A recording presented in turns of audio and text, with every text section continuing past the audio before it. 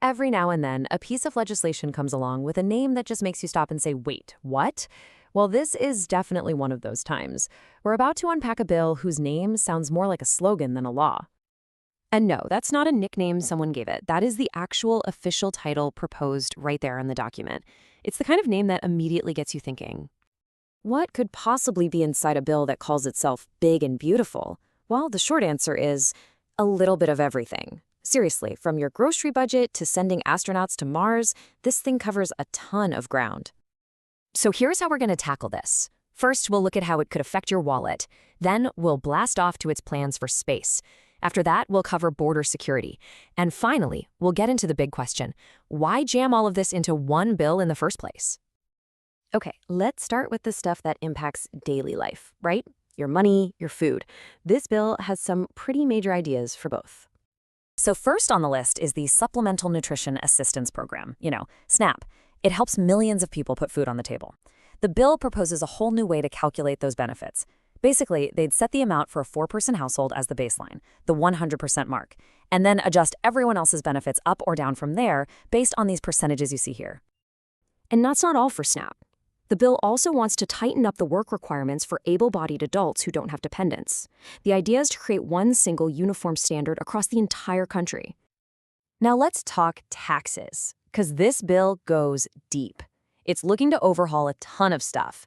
For example, it suggests creating these new employee benefit accounts, which the bill itself actually calls Trump accounts. It also messes with deductions for things like car loans, and it would let businesses write off way more for new equipment.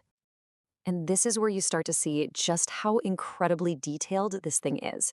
Tucked away in all those pages of tax changes, there's a super specific rule about deducting business meals, but only if they're on commercial fishing boats in certain areas.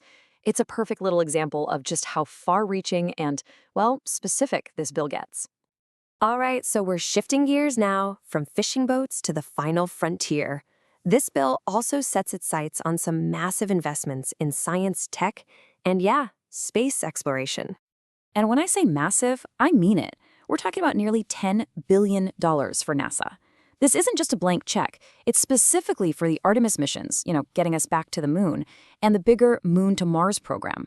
It's all about funding that next giant leap for American space exploration. So where's all that cash going? Well, a big chunk, $700 million, is for a brand new communications satellite to orbit Mars. And then you've got hundreds of millions going to key NASA hubs, like the Johnson Space Center in Houston and the Marshall Space Flight Center, where they build the rocket engines.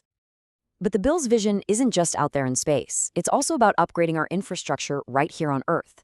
Things like auctioning off more wireless spectrum to make our mobile networks better, updating our air traffic control systems, and even requiring new oil and gas lease sales in several states.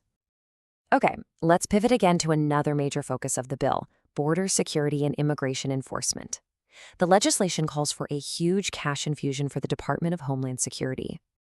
We're looking at more than $6 billion earmarked for U.S. Customs and Border Protection.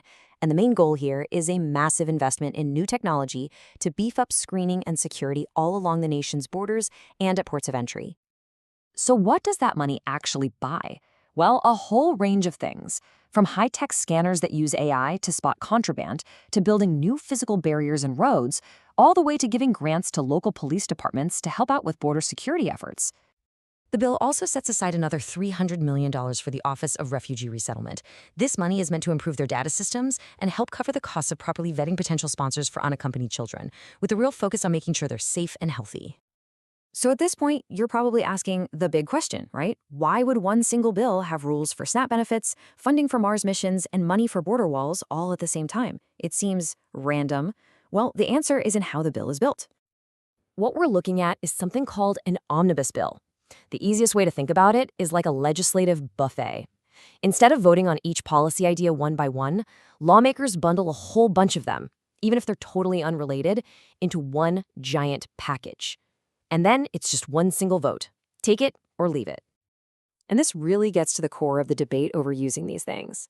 On one hand, supporters say they're super efficient. They help get a lot done at once and force people to compromise.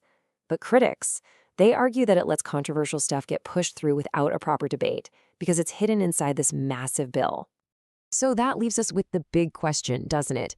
Is packing everything from space travel to school lunches into one big, beautiful bill a practical way to govern a country that's so divided? Or does that efficiency come at a price, the price of transparency and real open debate? That's really what a bill like this makes you think about.